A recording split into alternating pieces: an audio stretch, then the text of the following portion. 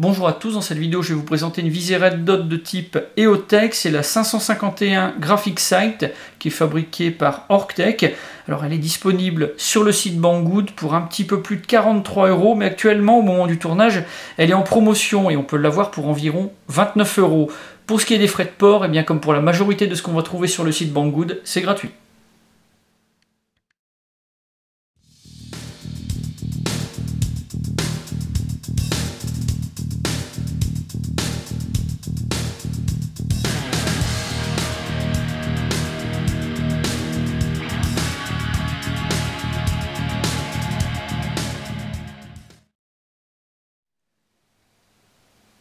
Pour le packaging, on a une boîte en carton rigide avec pas mal d'informations sur le couvercle. On va avoir la photo du produit, une nomenclature, des conseils d'utilisation. Tout est rédigé en anglais, mais ça reste quand même assez facilement compréhensible. À l'intérieur, pour la protection, on va trouver de la mousse compartimentée. On aura également un sachet et puis également du produit anti-humidité. Donc quelque chose qui au final est assez bien conçu, sécurisant, donc c'est parfait.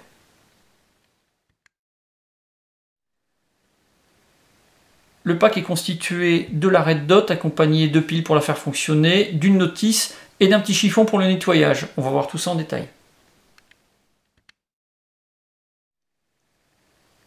Alors pour les caractéristiques, on a une visée de type Red Dot qui est fabriquée par Orctech et donc c'est quelque chose qui ressemble énormément aux EOTech bien connus. C'est fabriqué en métal et en matière plastique. On a un poids de 220 grammes et puis pour ce qui est des dimensions, 105 mm de longueur, 49 de largeur et 61 de hauteur.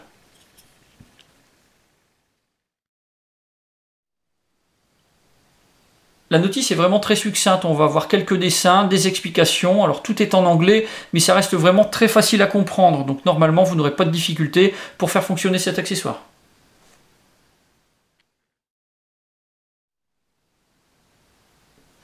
Pour alimenter cette Red Dot, il va falloir 4 piles de type LR44. On en a qui sont fournies et qui sont couplées, mais si vous en avez qui sont séparées, ce ne sera pas un problème pour pouvoir les placer dans leur compartiment. Alors pour ouvrir ce compartiment, il va falloir déverrouiller la barrette qui se trouve juste au milieu et ensuite on va pouvoir accéder à l'emplacement des piles. Pour ce qui est du sens d'insertion, tout est indiqué à côté des bornes qui se trouvent juste à l'avant de la Red Dot. Donc on place les piles dans leur emplacement. On repositionne le petit compartiment et ensuite on reverrouille. Une fois que c'est fait, on va pouvoir utiliser la Red Dot.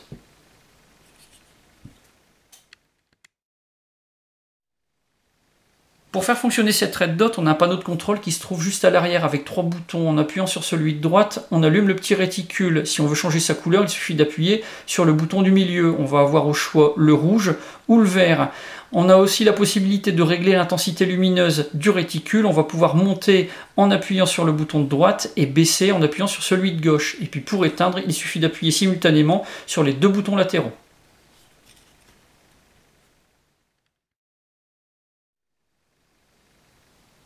Cette Red Dot elle est également équipée d'un système de coupure automatique. Après 2 heures d'utilisation sans qu'un des boutons n'ait été manipulé, eh bien elle va s'arrêter toute seule.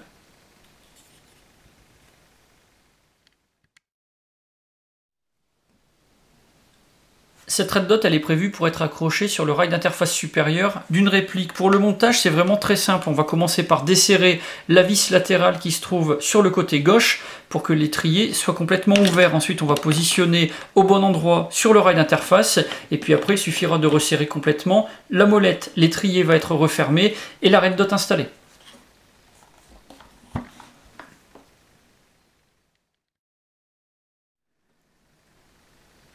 Une fois que la Red Dot est installée sur une réplique, vous allez pouvoir procéder au réglage du réticule. Et pour ça, il va falloir utiliser les 2 vis qui se trouvent sur le côté droit. Celle à l'arrière sert à régler l'élévation et celle à l'avant, la dérive.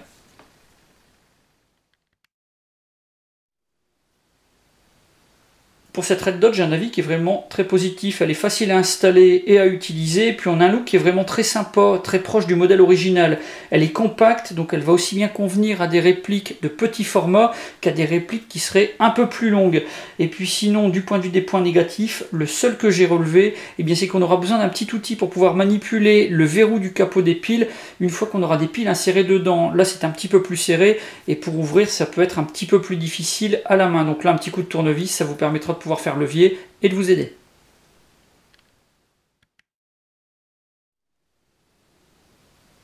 Voilà pour la présentation de cette Red Dot. Si vous avez des questions, mais c'est comme d'habitude, vous avez la partie commentaires et la boîte de réception. Et puis dans la description de la vidéo, je vous mets tous les liens nécessaires, ceux du site Banggood et de la fiche descriptive de cette Red Dot. J'en ai maintenant terminé avec la 551 Graphic Sight de chez Orctech et je vous dis à bientôt pour d'autres vidéos.